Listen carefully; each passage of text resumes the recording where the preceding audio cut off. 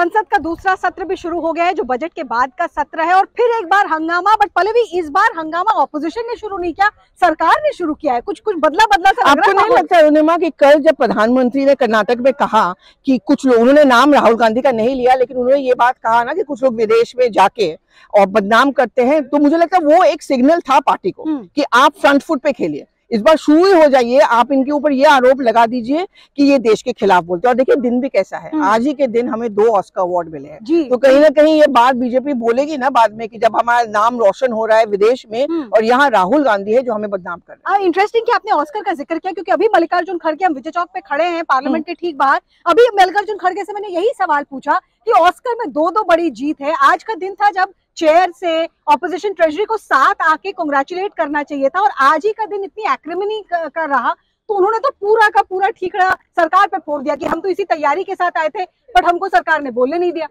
ये बहुत interesting point है। लेकिन फिर अरुणिमा, आप तो अंदर थी, क्या अंदर में खैर सुबह जो मीटिंग हुई थी ऑपोजिशन पार्टीज की, उसमें बीआरएस और तृणमूल कांग्रेस शामिल नहीं थे, लेकिन इन्होंने भी सोच लिया कि इस बार हमें जेपीसी चाहिए। आपको लगता है? मुझे तो मुश्किल ही लग रहा है कि सरकार जेपीसी की मांग के लिए, और इस बात में भी मतभेद है ना, टीएमसी कह तो रही है कि हमें जेपीसी नहीं चाहिए। नहीं, मुझे लगता है जो नॉर्थ ईस्ट की जीत है उससे तो बीजेपी पूरी तरीके से फ्रंट फुट पे खेल रही है। उनको लग ही नहीं रहा है कि उनको किसी भी तरह की किसी डिमांड में, क्योंकि पिछले सत्र में इन्होंने अडानी का मुद्दा उठाया, क्रोनी कैपिटलिज्म का मुद्दा उठाया, उसके बाद चुनाव हुए, चुनाव में उस मुद्दे का कोई रेजोनेंस ही नहीं दिखा नॉर्थ ईस्ट स्टेट में। त्रिपुरा जहाँ की वो कह रहे थे कि कांग्रेस और लेफ्ट साथ आएगी और इनके लिए दिक्कत करेगी, कुछ भी नहीं रहा। नागालैंड क्लीन स्वीप रहा। तो भारतीय जनता पार्टी को पॉलिटिकली स्पीकिंग यही लग रहा होगा। और राहुल गांधी गए हुए तो थे चुनाव, और भारत जोड़ो यात्रा के बाद पहला चुनाव था ये तीनों में, और तीनों राज्यों में कांग्रेस की हार भी हुई है। और दूसरी बात यह है कि ये भी एक नैरेटिव है कि भारत जोड़ो यात्रा में थोड़ा बहुत जो ट्रैक्शन मिला था और जो थोड़ा बहुत इमेज मेकओवर हुआ था, वो सब बर्बाद हो गया यूके में जाके। ये बताइए पल्लवी, शशि थरूर मुझसे बात कर रहे थे, तो वो कह रहे थे कि जो आरोप राहुल गांधी पे लगा, राजनाथ सिंह, पीयूष गोयल, प्रहलाद जोशी, 3 बड़े मंत्री फ्लोर ऑफ द हाउस से बोले कि उन्होंने फॉरेन इंटरवेंशन की बात कही है। शशि थरूर का कहना था कि ये झूठ है, उन्होंने ऐसा नहीं कहा। एग्जैक्टली राहुल गांधी ने क्या कहा? बट शशि थरूर को तो कांग्रेस पार्टी में फिलहाल रहना है और टिकट भी लेना है, तो मैं समझ सकती हूँ। राहुल गांधी ने एक्चुअली बहुत इंटरेस्टिंग बात है अरुणिमा, मुझे याद है सुप्रिया श्रीनाथ ने 7 बजे होली के एक दिन पहले एक प्रेस कॉन्फ्रेंस बुलाया, जहाँ पे उन्होंने एक क्लिप दिखाया ये कहते हुए कि राहुल गांधी ने सिर्फ यही कहा था कि ये हमारे इंटरनल डेमोक्रेसी है और हमें कोई रास्ता निकालना पड़ेगा।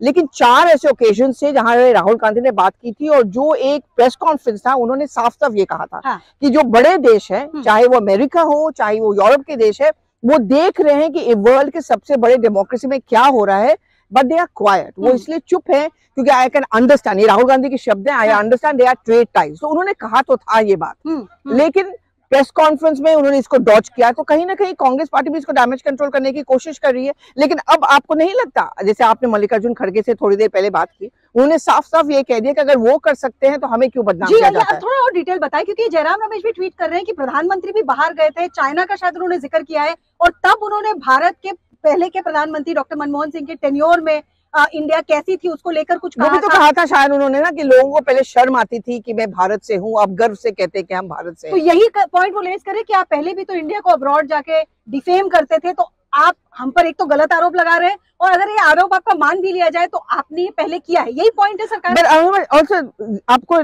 जो भी हो, कहा तो दोनों ने साइड में कहा ही है, लेकिन आपको ये भी नहीं लगता कि जहां तक हम नेशनलिज्म की बात करते हैं, कांग्रेस हमेशा बैकफुट पे रही है और इसका फायदा बीजेपी उठा रही है।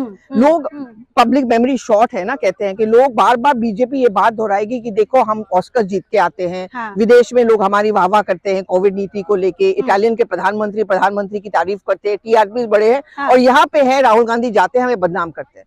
तो ये बुनाया जाएगा ना 2024 तक। और नेशनलिज्म के मुद्दे पे भी हमेशा भाजपा को पॉलिटिकली फायदा हुआ है, और जो क्रोनी कैपिटलिज्म का मुद्दा है, चाहे वो रफाल हो, चाहे अब वो अडानी हो, चाहे चौकीदार चोर है का स्लोगन हो, राहुल गांधी ने जब भी जिस मुद्दे पे सरकार पे या डायरेक्ट प्रधानमंत्री पर निशाना साधा है, पॉलिटिकली कभी उनको उसका फायदा नहीं पहुंचा है। तो ये भी कांग्रेस शायद रियलाइज करती है। फिर राहुल गांधी ऐसे जैसे बोल देते, मैं इतना को कह सकती हूँ कि कांग्रेस पार्टी के अंदर बहुत सारे ऐसे नेता हैं जो थोड़ा सा अनकंफर्टेबल है। उनका कहना है कि आप थोड़ा सा क्रिटिसाइज करो, ये पूरा भारत जोड़ो यात्रा इसी मुद्दे को लेके था, यहाँ पे आपने कह दिया, लेकिन आप मौका क्यों दे रहे हो बीजेपी को, जब आप जानते हो कि बीजेपी इस इशू को भुनाएगी?